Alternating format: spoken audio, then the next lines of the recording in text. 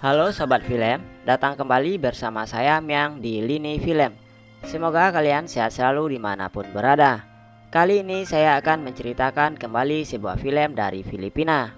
Film ini menceritakan seorang pekerja kantoran yang merebutkan posisi pertama di marketing properti, hingga mereka menjadi rival seperti Ronaldo dan Messi. Namun satu ketika, salah satu rivalnya melihat cara kerja marketingnya, hingga terpikir kalau ia menghalalkan segala cara demi mendapatkan segalanya. Bagaimana kelanjutannya? Tanpa basa-basa langsung saja kita ke alur ceritanya.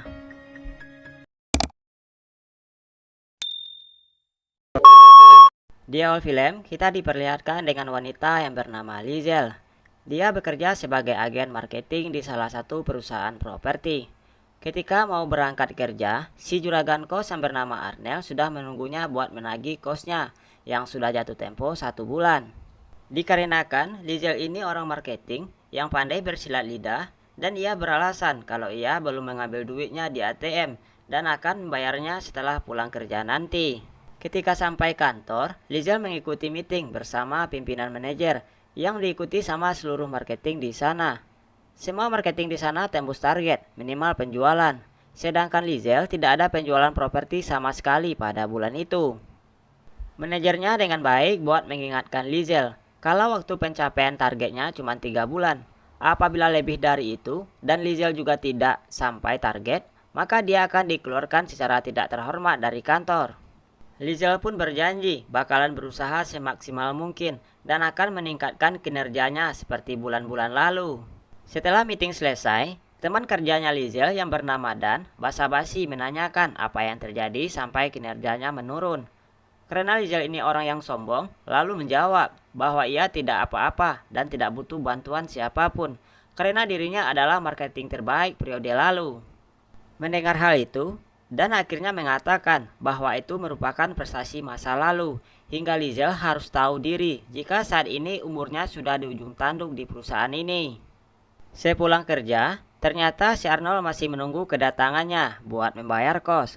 Dikarenakan Lizel belum megang uang, dia pun diam-diam masuk ke kamar tanpa sepengetahuan Arnold. Keesokan harinya, manajer memperkenalkan seorang marketing baru yang sangat cantik dan akan menjadi rival Lizel suatu saat. Wanita cantik ini bernama Susan. Susan membuat Lizel sangat iri dikarenakan sejak kehadirannya di sana, ia selalu mendapatkan banyak nasabah dan menjadi marketing terbaik di awal bulan pertama bekerja. Hal itu membuat Lizel diperingati untuk yang kedua kalinya, di mana dengan hadirnya Susan, si manajer tidak berpikir dua kali buat memecat Lizel dari kantor apabila ia tidak bisa meningkatkan kinerjanya kembali.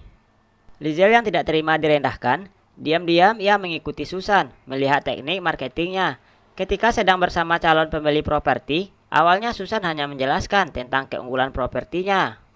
Tidak lama setelah itu, si pembeli menanyakan tentang promo yang dijanjikan di brosur tersebut. Promo yang dimaksud itu adalah ketika si pembeli membeli satu properti, ia bisa membajak sawahnya Susan sebagai bonusnya. Dikarenakan propertinya sudah terjual, pembajakan pun dimulai. Akhirnya, Lizel melihat tips and tricks marketing yang dilakukan oleh Susan. Sesudah memberikan promo kepada si pembeli, Lizel pun menghampiri Susan bahwa ia sudah mengetahui teknik licik ala Susan itu. Susan pun terkejut, lalu memohon kepada Lizel untuk menjaga ini sebagai rahasia mereka berdua. Dan Susan pun menjelaskan bahwa ia terpaksa melakukan semua ini dikarenakan untuk mendapatkan uang lebih demi pengobatan anaknya yang sedang sakit. Lizel pun tidak peduli dengan semua alasan yang dikatakan oleh Susan. Dia lalu meninggalkan Susan dan pergi begitu saja tanpa satu kata pun. Sepulang bekerja, Susan lalu menjemput anaknya yang ia titipkan ke tetangganya yang bernama Dennis. Susan pun kasih tahu kalau teknik marketing kotornya telah diketahui oleh orang lain dan dia berencana buat mencari pekerjaan lain. Di saat lagi ngobrol bersama Dennis, tiba-tiba anaknya keluar yang terlihat sangat lesu sekali menghampiri ibunya. Dan akhirnya pun Susan pulang ke rumah bersama anaknya. Di tempat yang berbeda, Lizel pun mendatangi penjaga kos buat minta gembok kamarnya kembali. Tetapi Arnel menolak permintaan tersebut karena Lizel tidak menempati janjinya untuk bayar kos. Arnel pun ngasih opsi apabila Lizel melakukan keinginannya, maka pembayaran yang menunggak akan dianggap lunas. Karena nggak ada pilihan lain, akhirnya Lizelle pun menyetujui tawaran buat membersihkan cangkulnya Arnel di sana. Jancuk! Dikarenakan Lizelle sedang stres, akhirnya pergi ke klub sambil minum buat menghilangin stresnya. Di sana ia berkenalan dengan pria tampan bertato. Lalu Lizelle mencoba trik ala marketing yang dilakukan oleh Susan untuk pertama kalinya.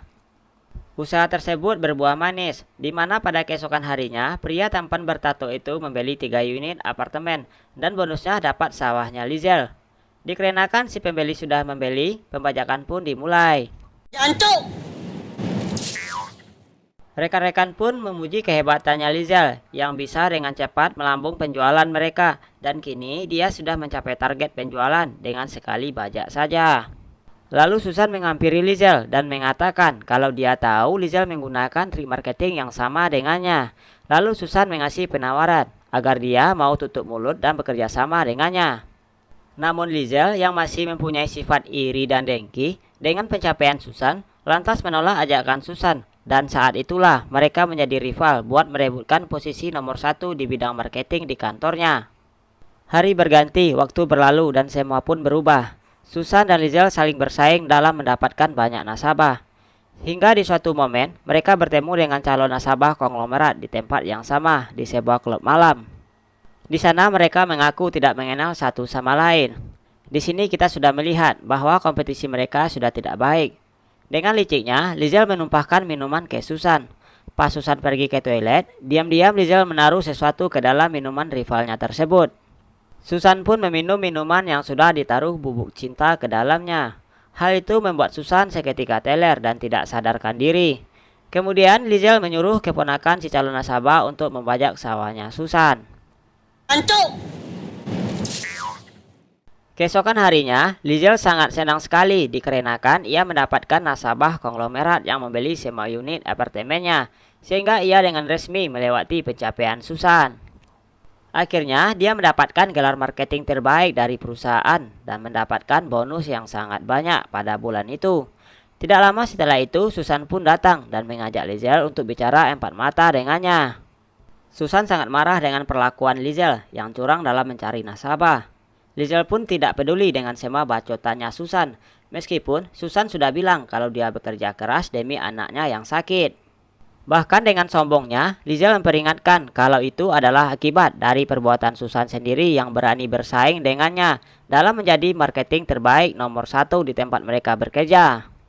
Beberapa hari kemudian, Susan mendapatkan berita buruk dari Dennis kalau anaknya dirujuk ke rumah sakit karena penyakit anaknya semakin parah dan harus dioperasi. Akhirnya Susan semakin pusing dikarenakan tabungan Susan juga kurang buat bayar biaya operasi itu. Dia pun berusaha buat menelpon semua calon nasabahnya, tapi tidak ada satupun yang mau membeli unit propertinya. Hingga tak berselang lama, anaknya Susan mengalami kritis. Secara terpaksa, Susan mengambil jalan pintas.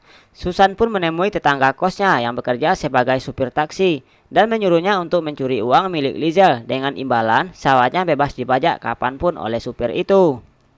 Tetangganya pun setuju dan langsung menjalankan aksi begalnya tersebut. Lalu ia membawa Lizelle ke tempat sepi dan merampok semua uang dan tidak lupa juga buat mengakhiri hidup Lizelle di sana. Keesokan harinya, dengan buru-buru si supir taksi memberikan semua uang hasil perampokannya itu kepada Susan dan pergi begitu saja. Susan melihat berita di TV mengenai Lizelle yang telah menutup usia. Terlihat Susan sangat merasa bersalah atas kejadian tersebut. Namun demi kesembuhan putrinya tersayang, maka dia tidak ada pilihan lain. Beruntung saja, sejauh ini pihak kepolisian belum mendapatkan barang bukti dalam kasus Lizelle tersebut. 6 bulan berlalu, terlihat Susan berturut-turut menjadi marketing terbaik di tempat kerjanya, sehingga mendapatkan banyak bonus yang membuat perekonomiannya semakin membaik.